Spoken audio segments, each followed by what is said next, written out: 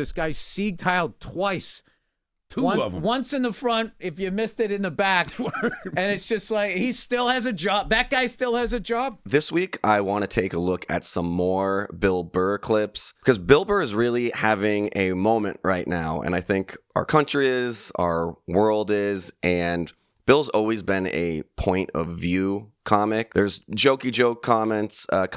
There's no truth rooted in anything they're saying. There's not really a perspective. I'm a good son, people. You know what I did for my mom? I built her a ramp. Yeah. It was time for her to come back in. That's right. And then there's perspective comedians, which Bill Burr is very much one of those. Dude, there is an epidemic of gold-digging whores in this country. His perspective is really resonating with a lot of people, particularly on the left, and it's also pissing off a lot of right-wing commentators. This is coming from somebody who really enjoyed, for example, his Red Rock special. I think that he's done some really funny stuff in the past. And then he decided that he was going to go not just woke, but the wokest of the woke on everything from race to economics. As someone who's lived in like 13 countries and traveled to about 30, I also want to say we really don't have a institutional left in this country. Our perspective of what left and right is so warped because our quote unquote left here is very much considered centrists in other countries. I remember when I was living on a small German farm, and the guy who was there, this is like a town of 3,000 people. This is in 2020. And he was saying that if he could have voted in the American election, he would have probably voted for Bernie Sanders, but that Bernie Sanders was too conservative for him. So just to give you some perspective on what politics look like in other countries. I don't understand those guys. And this isn't politically. It's just like, I don't understand why they're so upset with this country. It's like, you're billionaires.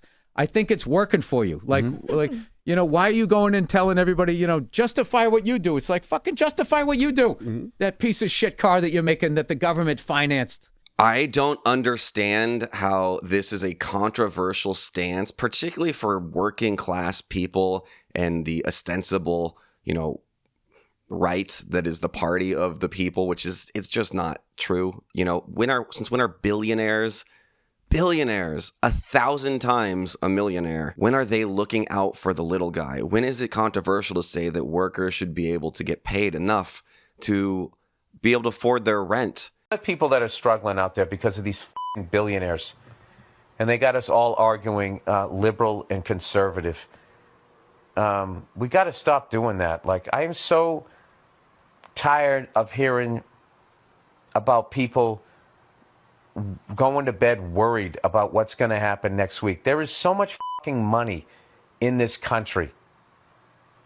And there's so much work being done, you know.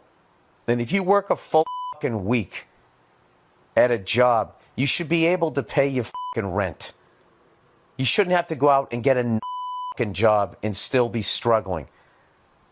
It's bad for the country. Because then the kids don't see their parents and they're not getting the upbringing that they need. It's so fucking, these fucking billionaires, they need to be put down. You know, like fucking rabid dogs. They're like rabid with fucking greed and just going out and just dividing everybody. Have one person working to pay the rent, the other person able to stay at home and take care of the house and children and a family. You know, that used to be the case. My parents, I think they bought property when they were 21. They did not come from means or wealth. Neither of them had a college degree at the time, and they were able to put a down payment on a condo for a few $1,000s. Like, we just don't live in that world anymore. Having workers that don't need to wear adult diapers so that they can take proper bathroom breaks, that shouldn't be a controversial statement. Why is this being lumped in as quote unquote woke? The thing that people need to wake up to is the fact that corporations and the politicians they control are not really looking out for us right now. And certainly the richest man in the world isn't. And certainly a guy who has a history of bankrupting companies, stiffing his employees. It's just... Comedy historically has been about speaking truth to power. You look at the court jester, right? And if power didn't like it, they would try to get rid of the comedian. That's what Bill is doing here. And I think that not all comedy has to do that, but it shouldn't be maligned when it does. In 2018, I went to an Army recruiting office. Believe it or not, yes, I did. I was contemplating joining the Army, and the recruiter found out that I did comedy, and he asked who my favorite comedians were, and I mentioned that Bill Burr was one of them, and he said, oh, I used to like Bill Burr, but Bill Burr's gone woke. I don't even know what the definition of woke means anymore. Listen, I consider myself very much a leftist in the international sense. I am a big Bernie Sanders supporter. I have used lots of words in my act. They're asking women if they would rather encounter a wild bear in the woods or a random man. 70% of women said they'd rather encounter a wild bear. Yeah, which I think just goes to show you statistically that women are retarded. I mean, like, come on, that's fucking ridiculous. Come on, you guys. I painted my nails because I am transitioning. Yes, not into a woman, but someone who feels more comfortable saying the word "f*** on stage. So that's, I feel like you should be able to relate to the material, I have a bit where I use the word that I'm working on, and I expect to be in a dress by the end of the week. You should see how I'm preparing for my N-word bit. I have a joke that deals with like, these are things that I think you can talk about, and it doesn't mean that you're necessarily on the left or the right. I'm very much someone who's on the left, and I joke about things, and those are jokes, and I think that they, you have to be good at making the jokes, and they kind of come from a good place. But what this recruiter was really saying is, I don't like the politics that I'm seeing projected from this comedian. Now, this is back in 2018, so when people like Ben Shapiro are saying like, oh, I used to really like Bill Burr, but he's gone woke recently. It's like, have you not been paying attention to his act for the entirety of his career? Because he still seems like he's coming from the same place comedically. What I think this recruiter was really trying to say, and I think this is true for most people who watch comedy, is they're trying to figure out what the point is that the comedian is trying to make, if there is one at all. And if they don't agree with that point, they can't find the point that's being made funny. That's fine. That's reasonable. That's why not every comedian is for everybody. And it's not that someone went from being funny to unfunny necessarily. It's that someone went from having a funny point of view that you agreed with to having a funny point of view that you don't agree with. And therefore, you find it very difficult to find it funny. That's fine. But recognize it like that. Don't just say, oh, this person used to be funny and now they're not. Both political parties have incurred your wrath over the many years that you've been doing this. Both sides, right? I think so. Yeah. So I don't know where you're going with this. So you're bipolitical. I'm not into politicians at all. They don't make any money. They're set up to be bribed, and in the end, they're all worth like $50 to $100 million. As a comedian, it's okay for some people to not like your opinions, your perspective, and probably, if that's the case, not like your comedy. And as comedy fans, you can not like someone's comedy.